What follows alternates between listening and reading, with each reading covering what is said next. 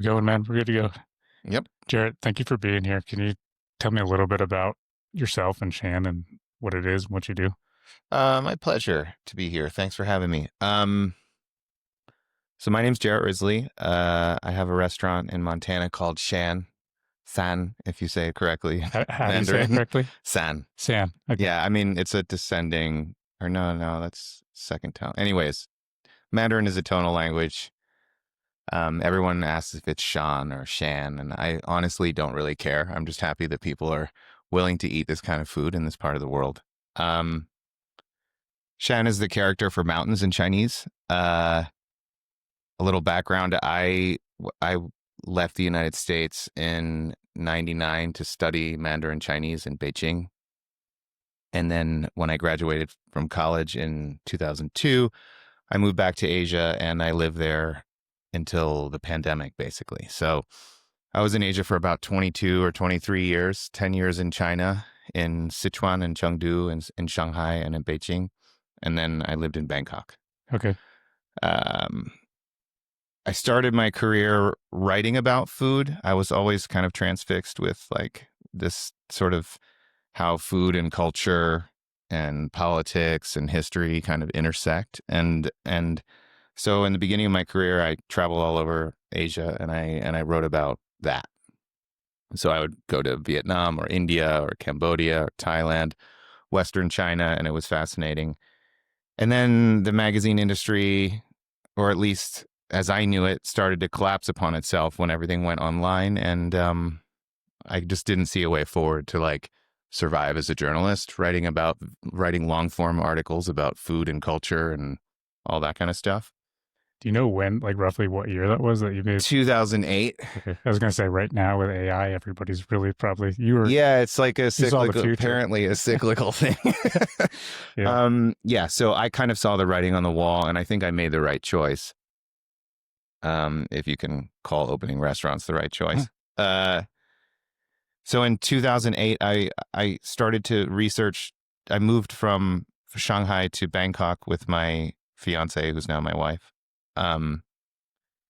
And I started to research Thai food pretty extensively. And I wrote a series of stories for The Atlantic in Washington about regional Thai food in the Northeast, the South. I started cooking in restaurants. I've always been a good cook. I had worked in many restaurants in my life, but I never really considered it a career option until my other career started to dry up. Okay. So I opened that my first restaurant is called Soul Food Mahanakorn. Mahanakorn, Krongthep Mahanakorn is the name for Bangkok, actually, in Thai. Okay. Thais don't call it Bangkok. And I opened that in 2010. And it was a unique restaurant for that time. I was sort of combining different ideas about restaurateurship. I had a pretty advanced cocktail list and craft beers and natural wines, but also Thai food that was made from scratch. And I sourced my food considerably, and I don't know, it worked. It was really successful. So I got kind of caught up in the restaurant world, and in about 6 years, I opened 7 more restaurants. Oh, wow. 6 or 7 more restaurants. One in Hong Kong with the Black Sheep Restaurant Group, several Italian restaurants with my business partner, Paolo Vitaletti, and another version of soul food. And everything was going really well. I wrote a book about Italian food. I traveled to Italy quite extensively. I wrote a book about Italian food and started to make plans to transition from Thailand to Italy full-time. My partner Paolo and I purchased an agricultural property there, and we were preparing to open a restaurant outside of Rome and then maybe open some restaurants in Europe. And then the pandemic happened and everything went to shit. Hi, folks. Quick note from me. If you don't already know, the goal of Mountain Mule Media is to build real connection between Montana's businesses and the people they serve. If this episode or any other has given you something worth thinking about, smiling at, or passing along, I've got a small ask. Share it with a friend, text it to someone, post it in your story.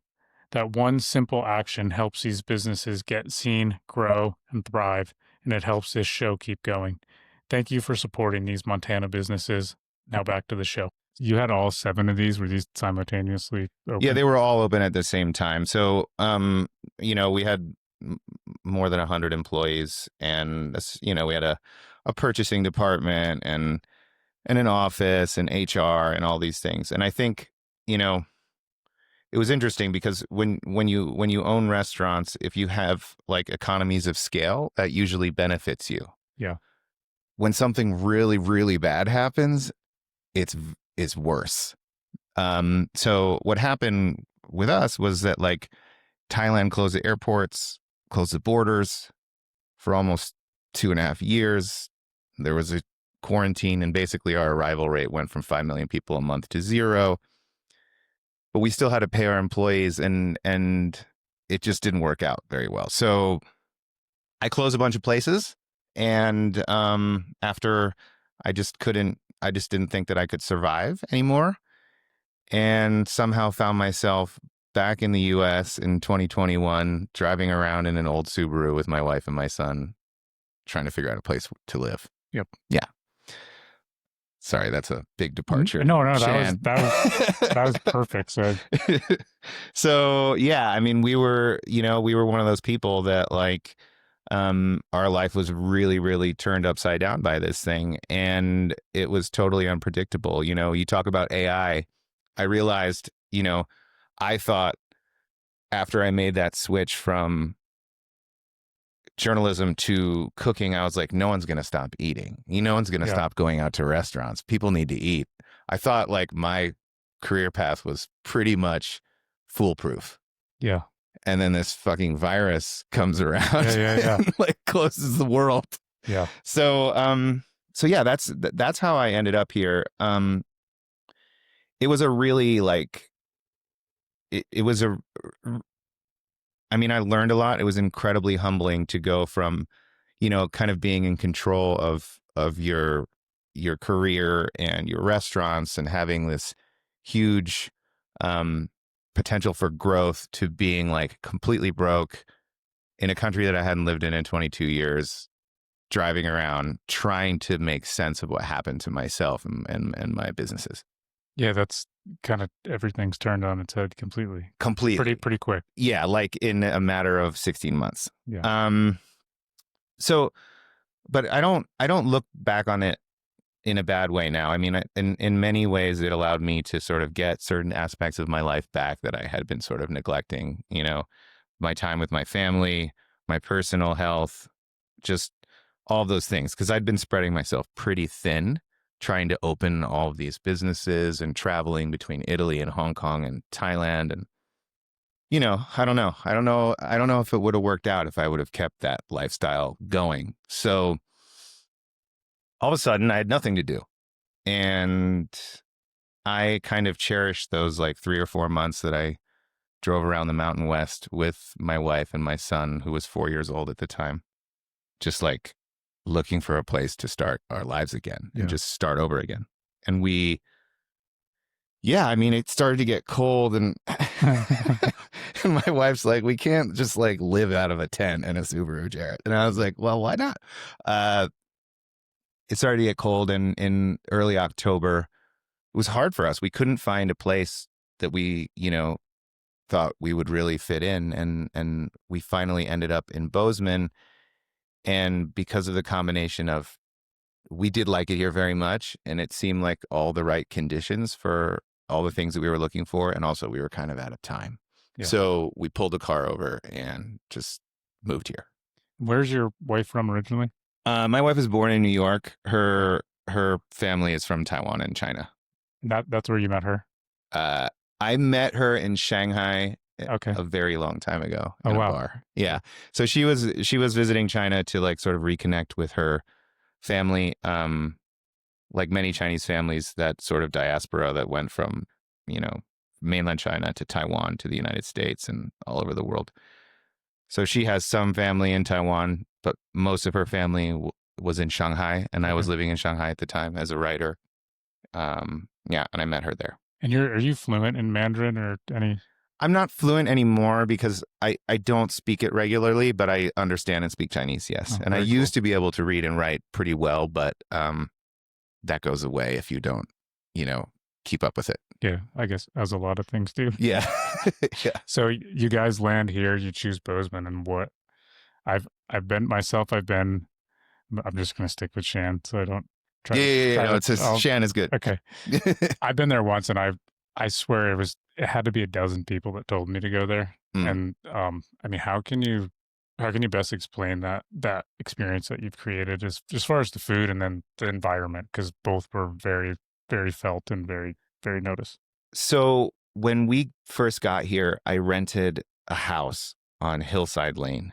And the reason I rented that house was because the landlords were pretty cool. And I told them, look, I'm kind of starting my life again. I want to start cooking, doing like little supper clubs out of this house. And they were like, cool, we don't care. Because it was also a commercial business. The house had a greenhouse in the back and like a parking lot. So people were constantly coming and going. Mm-hmm. So it kind of fit the bill. So I was like, okay, cool. I'm gonna run a supper club out of here, figure out what the products are like in this place and what people want to eat. And so I called it the Shan Supper Club. We were right under this little mountain, this little hill. And then I started to explore the idea of, northern Thai food, southwestern Chinese food. These two regions are, they're separated by some mountain ranges, but like it's mountainous, landlocked food. And a lot of it's heavily reliant on poultry and pork and beef and water buffalo. And so it just made sense to me. I didn't have to get shrimp or crabs or too many fresh herbs. So I started to cook within the confines of that region. I love Sichuan food and Yunnan food, and I've been eating it for 20 plus years. And so that was the idea, to cook food from the mountains in Asia, in the mountains in Montana, using as much local stuff as I could. So anyways, I started the supper club up. People liked it immediately. I got a cease and desist from the health department after 6 weeks. Okay. Yeah, they were like, stop this or you're going to get arrested. Yeah. For running an illegal retail food operation. So that didn't last very long. But it was I mean, I was upset because somebody obviously told on me and gave them evidence that I was doing this. Oh, that's a bummer. I learned two things really quickly. One, you can't just walk into Bozeman or any town in the mountains, I think, and do whatever you want. Yeah. There's a fair bit of gatekeeping that goes on in communities like this. And I think especially at that time, because there were so many people moving here, I didn't really understand the socioeconomic situation that was happening. I just kind of like got out of my car and was like, this, let's start life again. So I learned that really quick. Like you can't just do whatever you want. There are rules. And if you break the rules, people will tell on you and you will get in trouble. Yeah. I'm not used to that. In Bangkok, you can do whatever the hell you want. And in China, when I was there, you could too. So, it was different. But the other thing that I learned was that like people really wanted to eat this food. Not only people from Montana, because I think local Montanans do travel quite a bit. And also all these people that just moved here from Seattle and San Francisco and Los Angeles. And, I mean, like it or not, this place is a melting pot of Americans from all over the place. Yeah, and in my opinion too, in a way, with the university here, it was always destined to be. Absolutely. Because you're gonna pull students from all over. As my sister went here, and that's how we found out about Bozeman, Montana. And it's pulling people from all, like it's pulling people. It was destined, regardless of your opinion of it. Yeah, I agree, and it's a nice place. It's one of the most beautiful places in the United States. It's relatively well connected to the rest of the country. There's an airport, there's a university. So, anyhow, I realized that there was definitely a market for the sort of thing that I was doing. So then I even though I swore I would never open a restaurant ever again.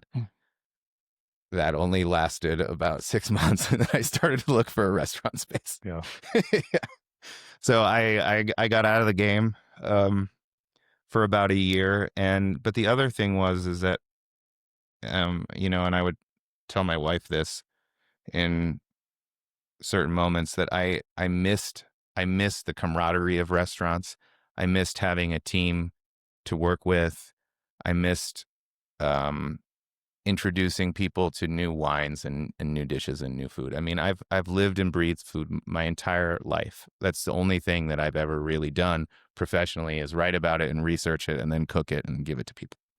So without that, it was like this sort of phantom limb, I was like kind of reaching for my previous life and I started to miss it a lot. So I realized that I had to do something here. Yeah, that's it. The phantom limb is a great analogy. Yeah, I mean, it's the culture and the community that you build within that business, I'd imagine. absolutely. Absolutely. And when you don't have that and you're, like I've always, the restaurant has always been my way of interacting with the community around me. And I didn't have that medium. So I felt a little bit like aimless. And then I tried, I did private chefing a little bit like so many people do here. And I'm just not cut out for that. I'm not comfortable going into other people's homes, using their plates and their cutting boards Yep. and their, not being able to control the lighting and the music and the menu and all these things. I didn't like it. It wasn't for me. How would you describe the restaurant? What's the culture that you create, and what are you going for? How would you describe that? I Just mean, the atmosphere and so the I, culture. I, I want I want my restaurant to be both sophisticated and totally casual and approachable at the same time. I think that's really important. It's not a fine dining restaurant. It is, you know, I love like my ideal restaurant in terms of, you know, I don't know, restaurant models is like a Japanese izakaya, like a small cozy restaurant with very familiar service where people eat and drink in the same measure and gather to talk and hang out. And I've always loved that idea of restaurants.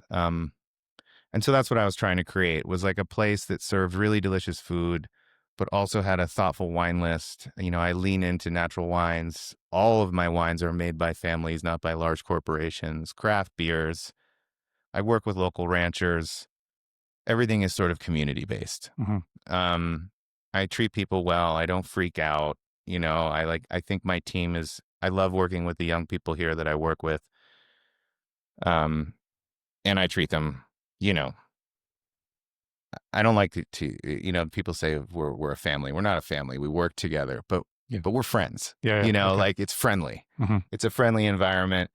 Um, and I also think that restaurants are like one of the most important community building businesses that there are. I mean, you touch so many different aspects of society with a restaurant. Restaurants create more jobs for young people and college kids in this town than probably any other business. Yeah. Um, they deserve our support. Probably more, I think, at least on a government level than they're getting. Yeah, and you can go all the way down the line with the restaurant because where's the food sourced? There's so many they're moving pieces and parts that ultimately lead to that restaurant, and there's the amount of jobs and Yeah, the amount of jobs, the amount of agriculture that it supports. Restaurants are the first people to raise money for charity when things go wrong. I mean, I just think that restaurants are generally a force for good if they're run the right way with care by people who care. yeah. As soon as it's corporatized, you lose that, of course. If you look at food or restaurants as an art form, would you consider it an art form? Mm, it's interesting. I mean, I think cooking at a very high level is an art form, but I think the restaurant feels too much like work for me to use that word. I Okay. mean, I I think that it is a skill or a trade that requires a lot of focus, determination, intelligence, and knowledge. Just the cooking and being a chef, or No, just the the whole entire damn yeah. thing, Okay, that's what like you can tell when people like good restaurateurs, you can tell immediately when you walk into the space because they've considered everything like the volume of the music, what's coming out of the speakers, the level of lighting, artwork, furniture, The whole thing, you know. And when pieces of that are missing, it's also quite obvious to people who do this for a living. yeah. That's what I mean. I like everyone rants and raves about the food, and then I hear different things from people. But have you been there? Have you felt the experience? And I hear so many different aspects, and I think, yeah, definitely unique food for Bozeman, Montana. But Sure. I think the entire experience and environment is really like touching people in a different way.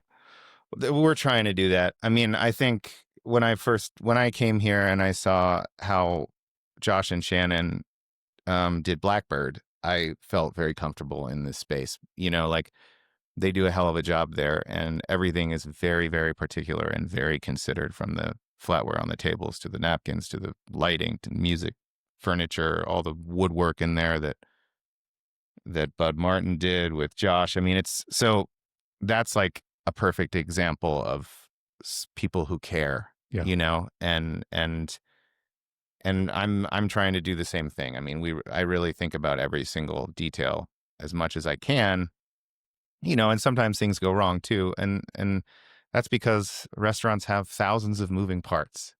In one thing can really set it off and screw up the whole machine for a little bit of time, but Yeah. we try every day to make it as perfect as we can. And how often are you in the kitchen?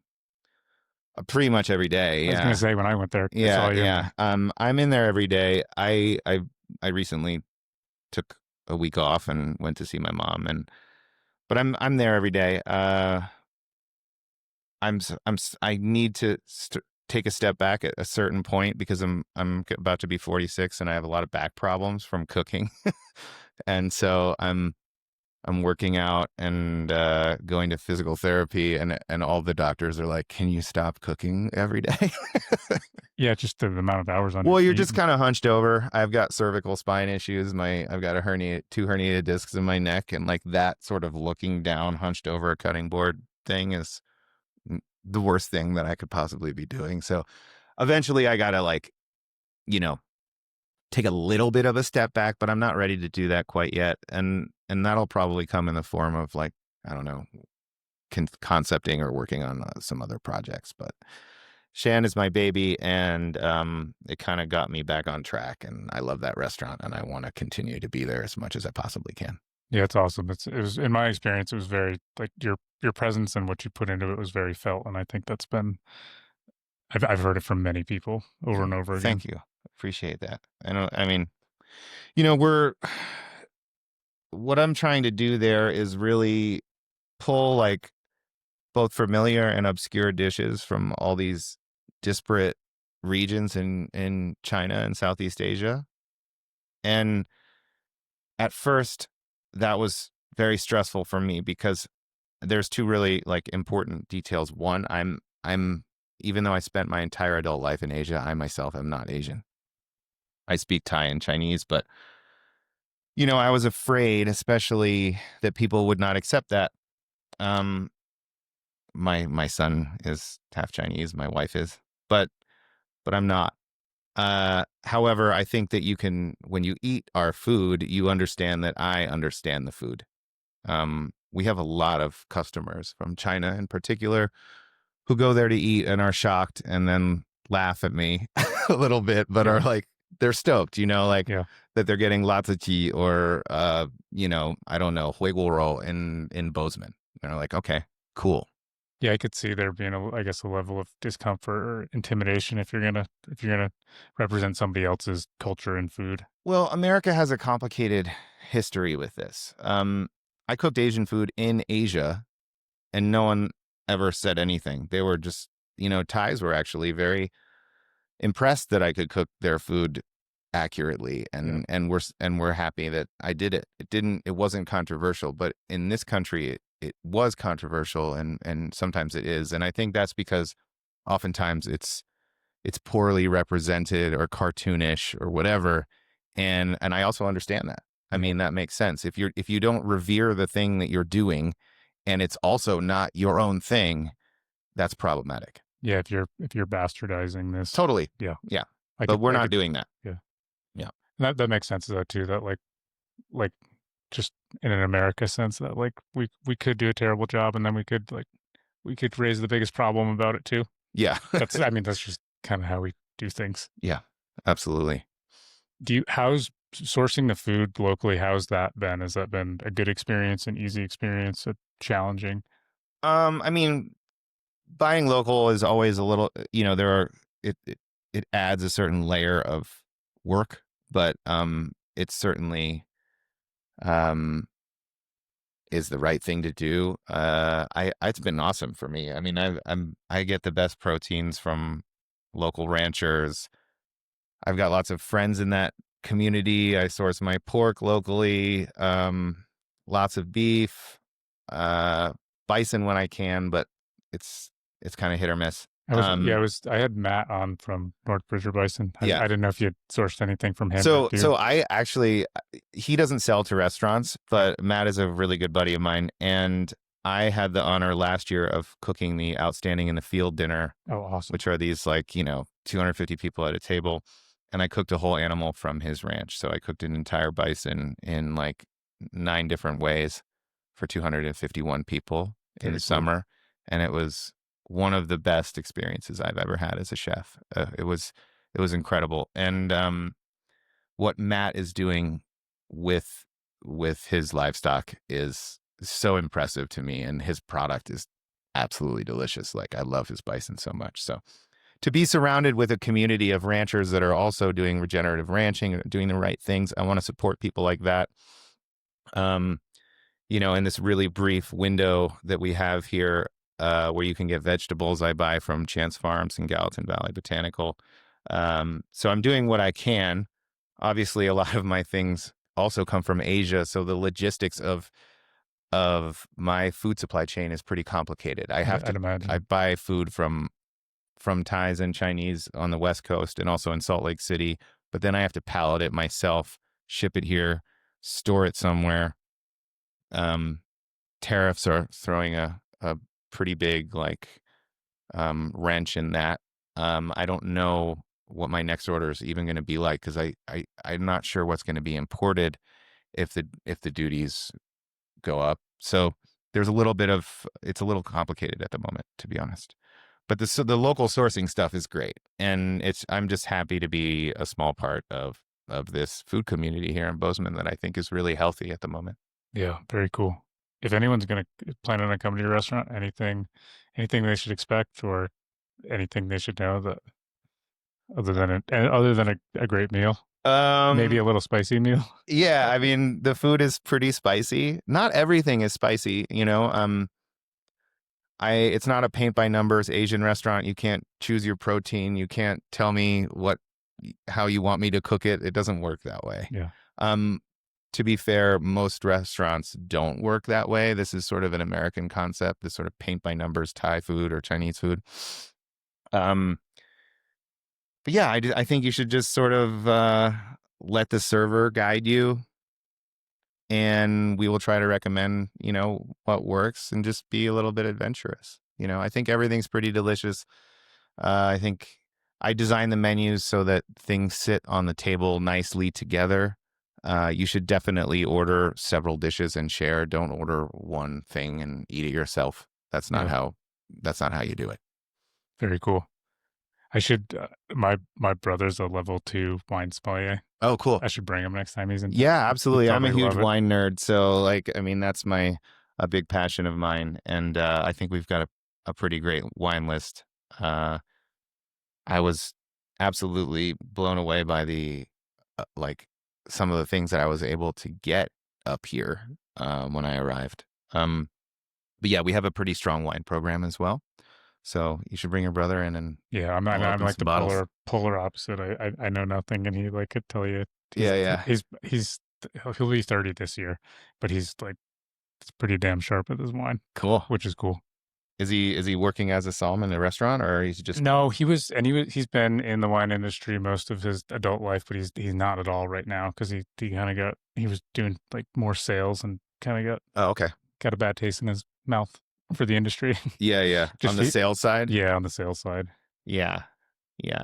It's tough. I mean, there's these amazing guys that up here that like drive across the state with small producers of obscure wines. And I I work a lot with my friend John Kiley from Liu Di and Red Lodge. In fact, we did a trip to France last year with a bunch of people that buy his wines, and it was really incredible to like travel around in Champagne and Burgundy with a bunch of people in Montana that really care about this sort of thing. Yeah.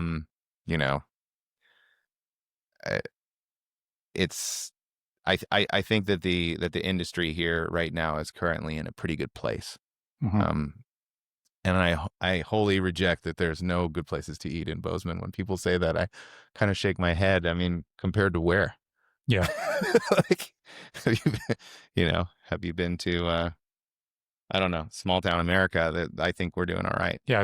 I personally think and I'm no food connoisseur by any means, but the amount of options and variety Yeah, and there's and good pizza and there, I mean there are holes in what we have, but for this community, I think there's a lot of great places to eat.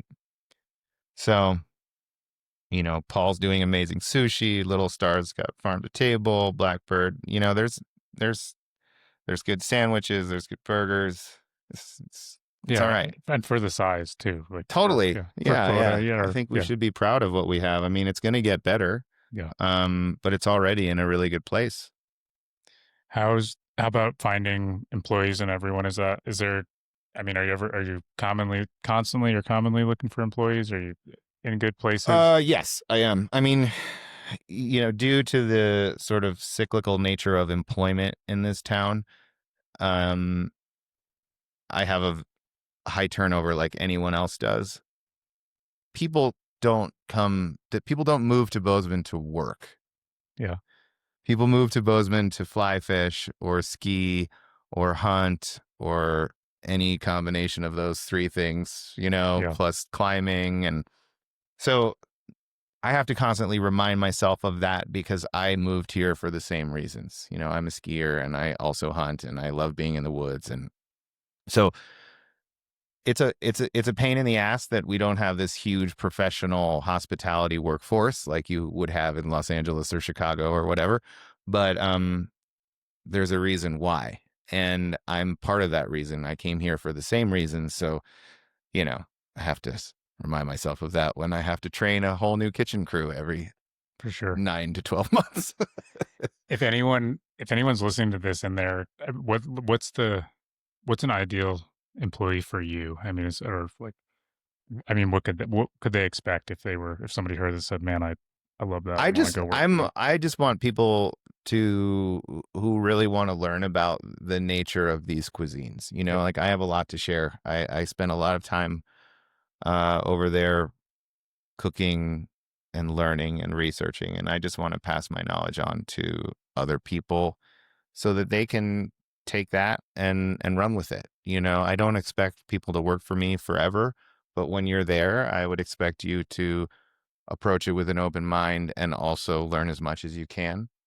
Um, I last year was able to take several of my cooks and my manager to Bangkok, and I both revisited my restaurants that I hadn't been to in 4 years. I still have some restaurants over there, and also take them on this like crazy eating tour. And in October, I'm going to take a couple guys to China, to Shanghai, Xi'an, and Chengdu and Sichuan, and we're going to really dig into the cuisine in like the sort of Xibei food in the mountains and also Sichuan food and research and learn for our next menus, and but I'm so happy that that the restaurant is successful and that I'm able to take these young people and take them to Asia and show them a little bit and then bring them back and then see what we can do with it. It's a pretty awesome opportunity for both them and for me. yeah. That sounds very cool. Just Yeah. to see different cultures and different Yeah. probably. Yeah. One of my cooks, Luke Tang, actually was born in China, but he moved to the United States when he was like a baby. So he doesn't remember anything. So like, I'm going to go back to China with him, and that's a pretty cool experience, for him and for me. Yeah, that's very cool. Yeah. Outside of employees, is there anything else the community of Bozeman or anyone can do to support you, or any big holes that you? No, I mean, I think that our support from the local community has been overwhelming. I don't, I'm really happy to be here.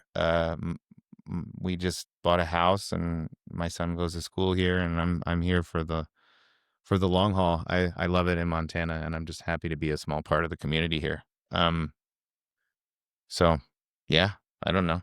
Any big plans as far as more restaurants or expanding, or you trying to contain that? I'm working on a small project at the moment. I'm not sure if it's going to happen or not, so I'm not going to talk about it too much, but it's with a group of friends, and it's a cool little side project. And I haven't really settled on another restaurant just yet. Um as I explained before, I was kind of a serial restaurant opener in the past, and it was both gratifying on a certain level and totally draining on another one. And I want to spend more time with my son and my wife and, go skiing and go chase elk around and Yeah, stuff for like sure. that. So like, I don't know. I add a couple more restaurants, I will have no time for Yeah, anything. One already sucks a lot of time out of your life. So I can we'll only see. imagine. Eventually I will probably do that, but currently I have no plans. Out of from having all those restaurants to the single one here now, is there any big takeaways you'd say you like the biggest takeaways as a business owner and a restaurateur that you would any advice you'd give to anyone who wants to open a restaurant or wants to embark on that journey? Well, I think if you're going to open a restaurant, you have to understand that it's a totally life altering experience. If you want it to be good, it's going to take up all of your time, at least for 2 years.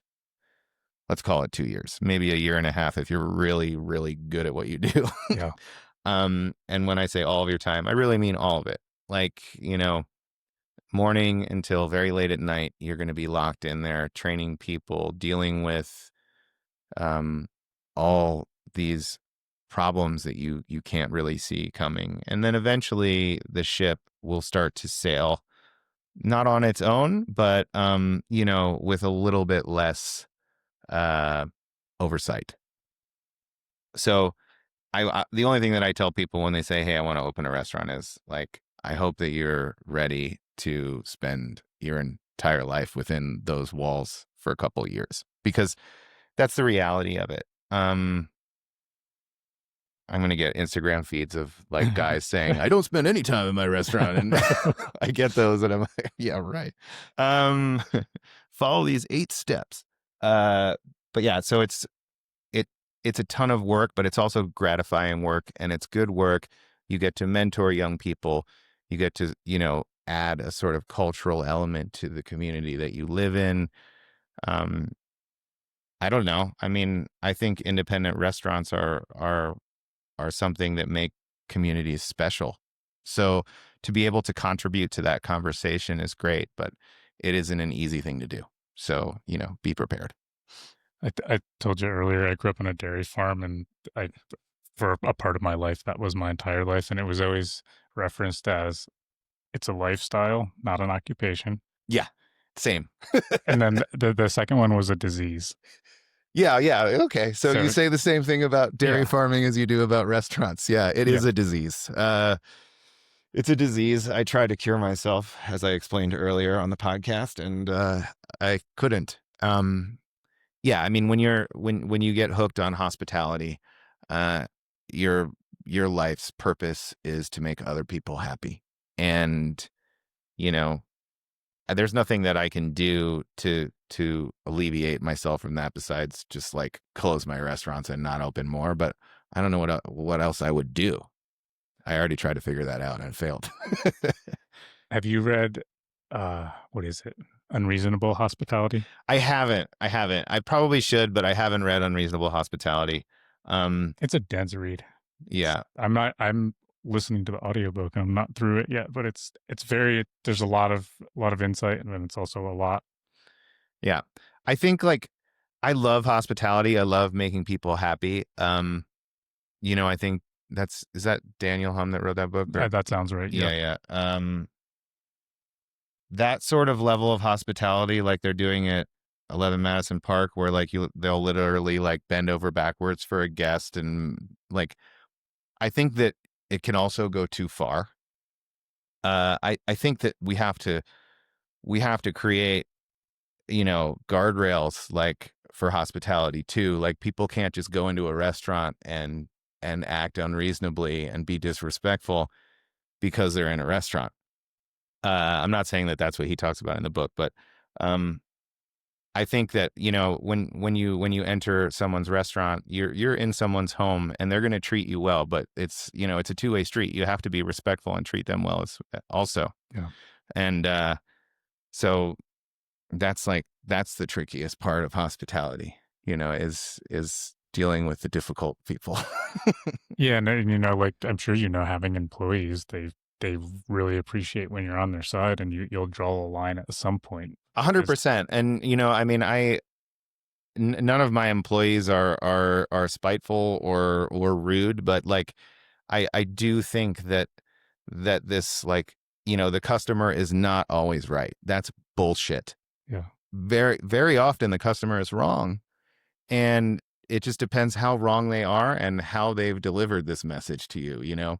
If someone buys a bottle of wine for $75 and it has no residual sugar in it at all, and it smells like flowers, and they send it back and say it's sweet, and that it has no sugar in it at all, and it's fermented completely dry, do you take the bottle of wine back and eat the $75?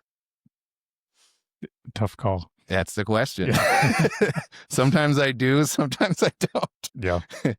So it's tricky. But like, broadly speaking, my customer base here is super supportive, super friendly. I don't deal with that kind of stuff that much. Previously I did. I think, my customers, particularly in certain customers in Thailand, were very difficult to deal with, because they're just not used to people saying no. This doesn't really exist. So, but it's something that people in restaurants struggle with every day, and it's a disease, and it's part of it's one of the things that we deal with. Yeah. How long are you guys usually booked out for? Like a week. I mean, it depends. Everybody wants to eat between 6:30 and 8. So like that little band of time is usually booked out maybe 2 weeks. But we also have a community table that seats 12 for walk-ins, and I keep my bar around the kitchen, which seats 9 for walk-ins. So we have 19 seats that are just constantly, you can just show up, leave, put your name down, go have a drink next door and wait. Obviously wouldn't do that if you were like 6 people, but so we have walk-in seats, and then, if you just think about it a week in advance, you can get a table for 6 or 7. But, I would just encourage people to just think a little bit ahead, or just show up. And maybe you have to wait for a little while, maybe you don't. Yeah, totally. What's the website domain if people want to find anything? It is, well, most people just book through Google. That's the easiest way. I forget if I think it's shanrestaurants.com, because Shan like it's plural. Yeah, okay, I see it now. Yeah. And that was because there was like somebody else had the other one. Shanrestaurants.com. Yeah. Cool. And I'll put it in the description of this. Are you guys on social media or anywhere else? Yeah, I'm on Instagram. I post like semi-frequently, like not a ton. I'm trying to wean myself off of social media as much as possible, rather unsuccessfully, I might add, but I'm doing my best. People almost don't believe me because I do this podcast and I put these podcasts out. I have no social media on my phone. And congratulations. I have no personal social media. That's great. Which has been, it's been like 6 or 7 years. You're not missing anything. Yeah, you are missing some things, but they're very missable. Yeah. Yeah. I'll Instagram for the business from my desktop. I should do that. I really should. It's a struggle. I have like a limiter on my phone that I pay like $50 a year for, that I just constantly override. Yeah, you just skip it. Yeah. It's so stupid. Yeah. So Cool. it Well, goes. anything else anyone should know other than stop in and come enjoy some Just food? stop in, say hi, introduce yourself if you want to say hi. I'm a friendly guy and I like meeting people, and I'm happy to guide you in terms of what you want to eat or what you would like to drink. But my staff can do that too. Sometimes I might be a little too busy to step away from the cooking line. But I just want to say thanks for having me, and thank you, Bozeman, for your support Yeah, of likewise. this little restaurant. Thanks for your time coming here, and yeah, thanks for doing what you do. I'm looking forward to getting Yeah, down come there back, again. come Cool. back and eat. Great. Thanks, Jarrett. Cheers, man. Thanks for listening, folks. You can find the full blog post for every episode, along with key takeaways and links at mountain-mule.com. If you haven't yet, consider following the show. That one small action helps these Montana businesses get seen, grow, and thrive, and it helps this podcast keep going too. If you know a business that would be a good fit for the show, we'd love to hear from you. Just reach out through the website or social. Thank you for supporting these Montana businesses. See you on the next show.